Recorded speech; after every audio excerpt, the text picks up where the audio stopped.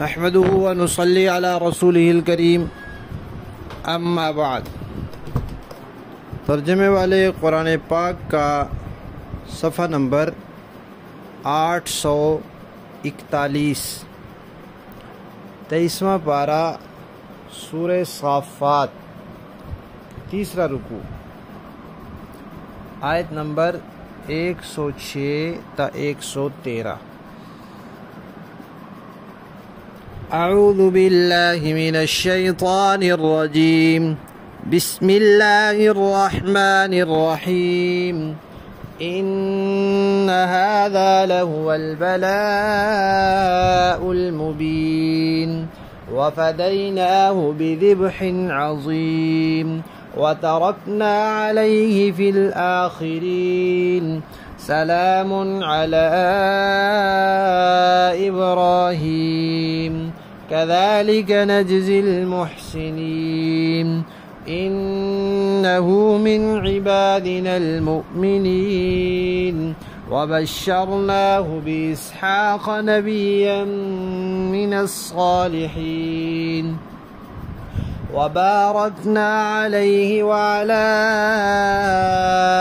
إسحاق ومن ذريتهما محسن وظالم لنفسه مبين۔ صدق اللہ العظیم۔ حضرت نوح علی نبینا وعلیہ الصلاۃ والسلام کے بعد حضرت ابراہیم کا واقعہ چل رہا ہے، اور ان کے بڑے بیٹے جو ذبیح اللہ ہیں حضرت اسماعیل کا تذکرہ گزرا کہ اللہ تعالیٰ نے خواب میں دکھلایا، اور ابراہیم علیہ السلام نے بیٹے کی رائے لے کر پھر دونوں نے اللہ تعالیٰ کے حکم کے سامنے سر جھکایا اور بیٹے کو لٹا کر اس کے گلے پر چھری چلا دی۔ اللہ تعالیٰ فرما رہے ہیں کہ یہ بہت بڑا امتحان تھا، بہت بڑی آزمائش تھی۔ اللہ تعالیٰ اپنے بندوں کو آزماتے ہیں، اس آزمائش میں بندے پھر اللہ سے توفیق مانگتے ہیں تو اللہ تعالیٰ ان کو ثابت قدم رکھتے ہیں، پھر اللہ تعالیٰ ان کے درجے بڑھاتے ہیں، بلند کرتے ہیں، اونچا مقام عطا فرماتے ہیں۔ تو آزمائش اور تکلیف اور پریشانی مصیبت مانگنی تو نہیں چاہیے، مانگنی نہیں چاہیے بالکل، کہ اللہ کوئی آزمائش آئے پھر میں اس میں پورا اتروں۔ انسان کو کیا پتہ ہے پورا اتر سکے نہ اتر سکے، انسان کمزور ہے، تو آزمائش مانگنی نہیں چاہیے، لیکن آ جائے تو پھر اللہ سے مدد مانگنی چاہیے، صبر کرنا چاہیے اور ڈٹ جانا چاہیے۔ اللہ تعالیٰ فرماتے ہیں کہ یہ بڑا امتحان تھا، بڑی آزمائش تھی، اور ابراہیم اس میں پورے اترے۔ اور پھر اللہ فرماتے ہیں کہ اس اسماعیل کی جگہ ہم نے ایک بڑا ذبیحہ اس کے عوض میں، اس کے فدیے میں دے دیا کہ وہ جنت سے مینڈھا آ گیا، چھری اس کے گلے پر چلی، اور یہ جو آزمائش میں کامیابی تھی یہ اتنی عالی شان تھی کہ اللہ نے قیامت تک کے لیے اس کو باقی رکھا۔ آج بھی مسلمان حضرت ابراہیم کی اسی قربانی کی یاد میں عید الاضحیٰ کے موقع پر جانور قربان کرتے ہیں۔ نبی پاک صلی اللہ علیہ وسلم نے صحابہ سے فرمایا تھا کہ یہ تمہارے والد، یعنی وہ عرب جو تھے حضرت ابراہیم کی نسل تھے، تو فرمایا کہ یہ تمہارے والد، تمہارے ابا حضرت ابراہیم کی سنت ہے جو انہوں نے اپنے بیٹے اسماعیل کی گردن پر چھری چلا کے جاری کی تھی۔ اور اس قربانی کے موقع پر پھر یہ یاد رکھنا چاہیے کہ اس قربانی کا فلسفہ کیا ہے، کیونکہ قرآن پاک میں اللہ تعالیٰ نے بتا دیا کہ لن ینال اللہ لحومها ولا دماؤها، قربانی کے جانوروں کا خون بھی اللہ کو نہیں پہنچتا، گوشت بھی نہیں پہنچتا، پھر کیا پہنچتا ہے؟ وَلَكِنْ يَنَالُهُ التَّقْوَى مِنْكُمْ، تمہارے دلوں کا جو تقوی ہے وہ پہنچتا ہے، اور یہ جذبہ کہ یا اللہ آج آپ کے حکم پر میں اپنا مال خرچ کر کے ایک جانور لایا ہوں، اس جانور سے مجھے انس ہے، پیار ہے، اور اس کے باوجود میں آپ کے حکم پر اس محبوب اور پیارے جانور کے گردن پر چھری چلا رہا ہوں، تو گویا جب بھی آپ کا، آپ کے دین کا، آپ کے رسول کے صحابہ کا حکم ہوگا تو ہم اسی طرح اپنی سب چیزوں کو قربان کرنے کے لیے تیار ہیں۔ اس کا عملی نمونہ یہ پیش کر رہے ہیں۔ خواہشات پر چھری چلانی پڑی چلا دیں گے، ہمیں کوئی بھی چیز، مال، جان اور اپنی رسومات، جو کچھ دین پر قربان کرنا پڑا کر دیں گے، لیکن آپ کے حکم سے پیچھے نہیں ہٹیں گے۔ جیسے حضرت ابراہیم اپنے اکلوتے لاڈلے، بڑی عمر میں ملنے والے پہلے ہونہار بیٹے کو قربان کرنے سے بھی ایک قدم پیچھے نہیں ہٹے۔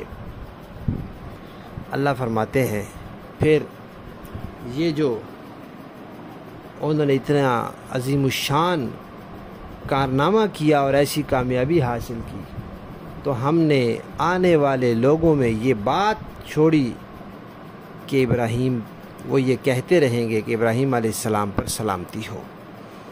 اب ہم جو درود پاک پڑھتے ہیں تو اس میں اللہ تعالیٰ نے ابراہیم علیہ السلام کا نام زندہ کر دیا ہے، اور قربانی کرتے ہیں تو ابراہیم علیہ السلام کے لیے اللہ نے وہ طریقہ ان کا زندہ کر دیا ہے۔ اللہ فرماتے ہیں جو اللہ کی اطاعت میں، فرما برداری میں نیکی کرنے والے ہوتے ہیں، پھر اللہ تعالیٰ ان کو بدلہ بھی ایسا ہی دیتے ہیں۔ پھر اللہ تعالیٰ نے بتایا کہ وہ ہمارے خاص مومن بندوں میں سے تھے۔ یہاں حضرت اسماعیل کا تذکرہ مکمل ہو گیا ہے۔ پھر ایک آیت اللہ تعالیٰ نے یہاں ذکر فرمائی جس میں بتایا کہ ابراہیم علیہ السلام کو ہم نے صرف اسماعیل جیسا ذبیح اللہ بیٹا نہیں دیا تھا، بلکہ اس کے بعد ہم نے ان کو اسحاق جیسے نبی بیٹے کی بھی خوشخبری سنا دی کہ ایک بیٹا آپ کو ملا، 80 سال کی عمر میں ملا، اور پھر اس کو گھر سے دور، نظروں سے اوجھل۔ انسان کو اتنی عمر میں اولاد ملے تو انسان کا جی چاہتا ہے کہ میری آنکھوں کے سامنے رہے، میں اس سے لاڈ کروں، میں اس کو اٹھاؤں، میں اس کو دیکھ کر اپنی آنکھیں ٹھنڈی کروں۔ اللہ نے فرمایا اس کو وہاں مکہ پہنچائیں، آپ ادھر فلسطین واپس آ جائیں، اب نظروں سے بھی دور۔ اب تھوڑا بڑا ہو گیا تو کہا چھری چلا دو، بس یہ قصہ ہی ختم کرو۔ کیسی بڑی آزمائش! اور اس میں پورے اترے تو اللہ نے فرمایا کہ اب اللہ تعالیٰ آپ کو ایک اور بیٹا دیں گے، اور اس بیٹے کی بھی اولاد ہوگی، اس کے اوپر پھر چھری نہیں چلوائیں گے ہم، اس کی اولاد ہوگی، اور اس کی اولاد میں پھر آگے برکت بھی دیں گے ہم، اور دونوں کی اولاد میں برکت دیں گے۔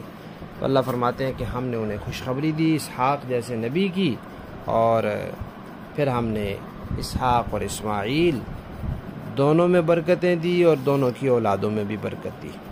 البتہ یہ ہے کہ ان کی اولادوں میں پھر آگے، اولاد تو ہے دونوں کی لیکن وہ ایک جیسی نہیں ہے۔ اولاد میں نیک بھی ہوں گے، برے بھی ہوں گے، محسن بھی ہوں گے نیکی کرنے والے، اور ظالم بھی ہوں گے ظلم کرنے والے جو اپنی جانوں پر ظلم کریں گے۔ آگے انسان کا اپنا اختیار ہے۔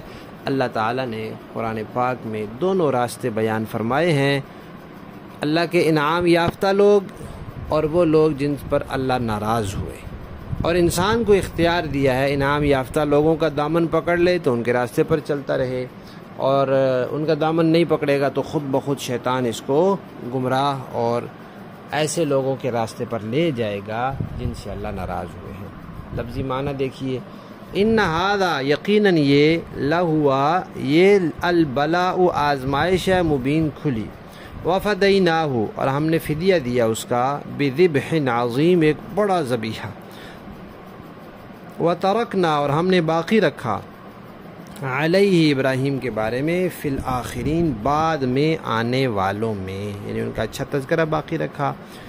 سلام، وہ کیا کہیں گے؟ سلامتی ہو، علی ابراہیم، ابراہیم پر۔ کذالک اسی طرح، نجزی ہم بدلہ دیا کرتے ہیں، المحسنین نیکی کرنے والوں کو۔ انہو یقیناً وہ، من عبادنا ہمارے خاص بندوں میں سے تھے، المؤمنین جو ایمان والے ہوتے ہیں۔ وبشرناہ، اور ہم نے بشارت دی ابراہیم کو باسحاق، اسحاق جیسے بیٹے کی، نبی بھی ہوں گے، من الصالحین، اور نبی تو ہوتے ہی کامل نیکوکاروں میں سے ہیں۔ وبارکنا، اور ہم نے برکت دی ہے علیہ ان کو بھی، وعلی اسحاق، اور اسحاق کو بھی، ومن ذریتہما، پھر ان دونوں کی نسلوں میں سے، محسن، کچھ لوگ نیکوکار بھی ہوں گے، وظالم، کچھ اپنی جانوں پر اپنے اختیار سے ظلم کرنے والے بھی ہوں گے، ظالم ظلم کرنے والے، لنفسی اپنے آپ پر، مبین کھلا ظلم، کھلا نقصان کرنے، یعنی شرک کرنے والے، نافرمانی کرنے والے، ایسے بھی ہوں گے۔ اور دیکھ لیں دونوں طرح کے لوگ دونوں کی اولاد میں ہیں۔ با محاورہ دیکھیں جی،